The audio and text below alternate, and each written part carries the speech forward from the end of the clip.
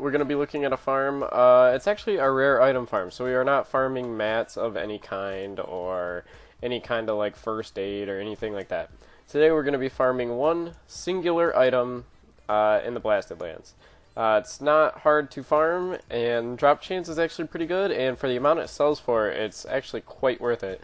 So, right now and before I start any of the video, I just want to ask that if you guys do like the video at the end, if you could like, comment, or subscribe, and also check out the links in the description below. It really helps me out, and I thank each and every one of you that does. So, we're going to be farming the Orb of Deception, and as you can see on my server, some people are kind of knocking the price down on it, but my server, it goes for a pretty good price right here. And if you look, the min market is the minimum that you can buy it for, and the market value is around the average, and the regional market value is actually the average for a bunch of different servers in your region, which is around 40,000. So if you're on the NA region, you actually have a chance at, around a 50k item. Some servers is quite more, some servers it's less. I know on some of the European ones that orb actually can only go for like 15, 20k. So just make sure you check out your auction house if you have any up. Make sure you check the price. Now, the special thing about the Orb of the Deception is it has a special ability, basically, because it's a toy, where it lets you look like a member of the opposite faction for 30 minutes, I believe. So we'll go ahead and show you. Yeah, you can look like oh, sorry, 5 minutes. And there's 30-minute cooldown, so you're able to look like the enemy faction, which is actually a quite cool cosmetic thing that a lot of people like for transmog, especially. So yeah, it's actually in quite a high demand. But there is kind of I want to say a trick that you have to learn to be able to farm this, because it's not the same way as farming any regular item. So the Orb of Deception has a 0.2% chance to drop, so it's actually quite better than a lot of the other rare items in this game. And you just have to do one simple thing to actually give yourself the access and ability to farm this item. So what I'm going to do now is I'm going to cut, and we're going to be in the Blasted Lands. I'm going to show you everything you need to do in order to farm this. It's quite simple, shouldn't be that hard, but once I teach you, you'll be able to figure everything out. So I'm going to cut the video, and then you'll see me in the Blasted Lands. See ya. Alright everybody, so we're back after that cut, and as you can see, I'm not really at a farm because we are not at the farm yet. Now, the first thing you have to do when you get to the Blasted Lands is you have to come on the map to this area right here. You'll actually see a little NPC, and it'll show on the map. I'll show you. It'll show as a little like question mark kind of thing. All you have to do is come to this NPC, right click on him, and then click Show Me the Blasted Lands Before the Invasion. Now what this does is this actually allows our mob that we're going to be farming to spawn, because if you do not have that NPC show you the Blasted Lands before the invasion, there's just going to be a bunch of level 90 orcs there that are not going to drop the item. So right now we're just going to fly over to where the actual mobs spawn. Now they're not quite far away, they're just near the dark portal. Do recommend you are a higher level, just AoE these down quick, because they shouldn't take super long at all. Let's see if I can find these good old folks. Right here we are, the Enthralled Cultist. So these are the mobs that have the chance to drop the pet. Also, there is a boss up there if you want to kill that.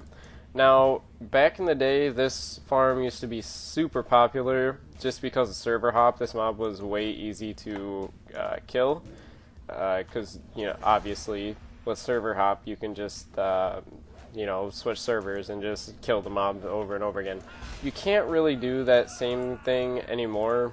That's actually why the price of this item has risen so much in the past couple months.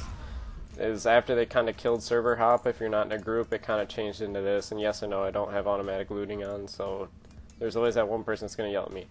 But you really just only want to kill the Enthralled Cultists, because these are the ones that drop the item.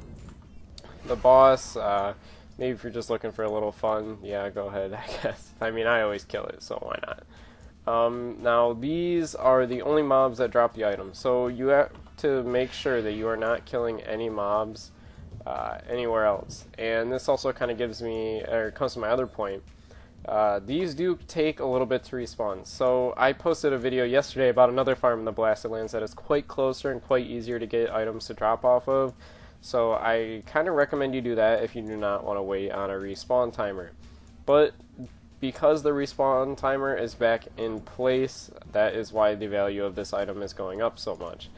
And as you can see, they do take a little bit to respawn, and it kind of can be annoying, but it is quite worth it, because if you do have that item drop, you're basically guaranteeing yourself 50,000 gold, 60,000 gold. And when I've actually seen, I mean, I've heard stories of people getting like 5 or 6 of these just in a couple hours. So this farm could be way worth it, especially if the RNG god has blessed you in any way. And I definitely recommend you come do this area now. If you don't want to wait for it, you can always check my older video, and if you actually get bored waiting for these, you can kill these mobs around here too, because they do actually drop some transmog. They don't drop nearly around the same stuff that you want, basically, but you can get some very cool items. As you can see, this one actually has Tuibu's blazing longsword on its back right there, and you can get some quite cool items that come off, especially once you revert this back to before the invasion.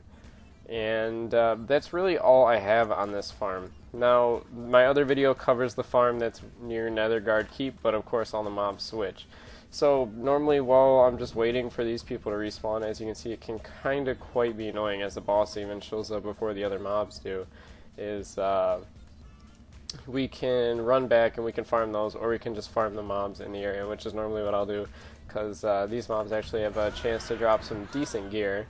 We'll look, because if you do remember, this is before, this is some content that was very, very old, so a lot of these drop some sweet items. So, see if we can, probably not going to get anything crazy here. And basically, this is all you have to do while you're waiting. Besides the fact that there is nothing much for you to do. So, of course, I'm going to say it again, like I say in every one of my videos, I always pop Bear Tartar before I start these farms.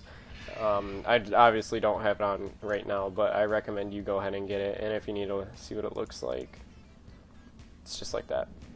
And I kind of bring that up in every video because it is definitely something that you need to get if you're going to get into farming. Yeah, we're still waiting. Yeah, so this farm can take quite a bit, but it is definitely worth it since you can get some amazing items.